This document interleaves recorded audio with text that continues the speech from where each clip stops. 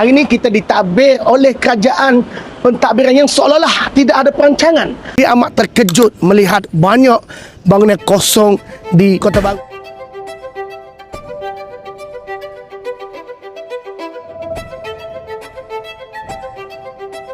Hari ini Amo berada di tengah bandar Kota Baru.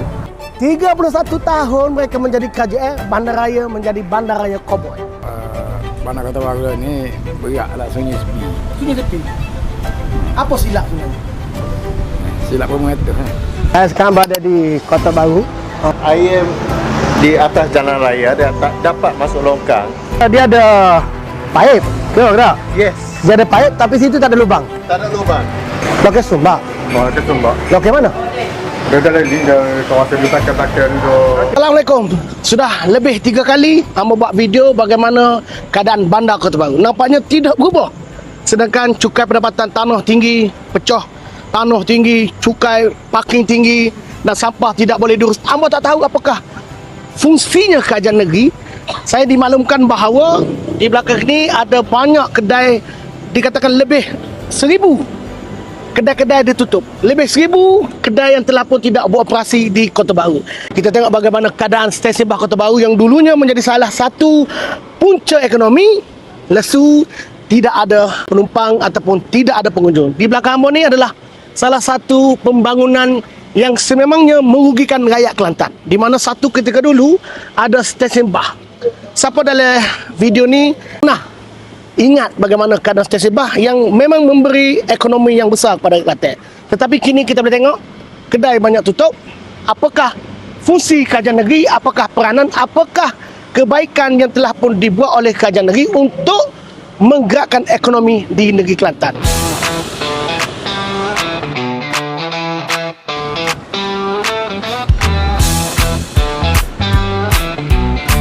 Inilah wajah Kota Baru. Ini bukan bandar zombie, ini bukan bandar koboi, ini bandar Kota Baru. Di sebelah kanan Amo dulu, kita panggil The Store. Ada satu pasar raya tetapi ditutup. Amo tidak tahu ada atau tidak perancangan kerajaan negeri untuk membangunkan kembali, memberi harapan kepada orang Kelantan supaya bandar Kota Baru kembali ceria, kembali hidup. Hari ini kita ditadbir oleh kerajaan pentadbiran yang seolah-olah tidak ada perancangan. Saya telah buat video pada 4 tahun lepas berkenaan dengan matinya bandar Kota Baru. Nampaknya tidak ada perubahan. Bahkan wajah Kota Baru, kita boleh tengok sampah bertaburan. Mungkin itulah yang dinamakan sampah berdaulat. Dalam bandar Kota Baru kepada PBT, inilah infak.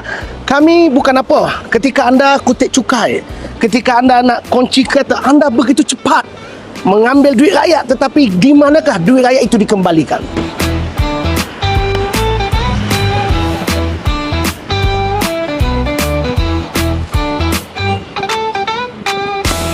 Di belakang Amo ni adalah bangunan yang kalau kita tanya majoriti rakyat Kelantan sudah pasti kenal, bangunan paksa yang menggantikan Padebah.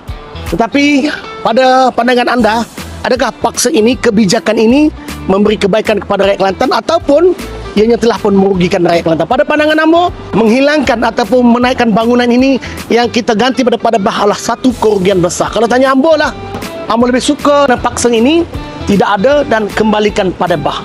Itu pada pandangan Amo.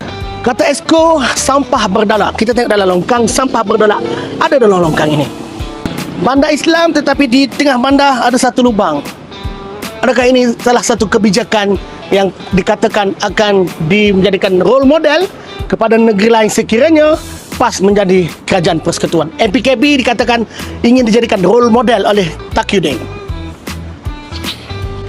Sepanjang daripada sana sampai ke sana semua berlubang, sama ada dicuri ataupun memang dia tidak letak, wallah. Tetapi kita boleh tengok bagaimana duit cukai kita akhirnya tak tahu apa mereka buat. Nak ada penutup lubang pun tak ada.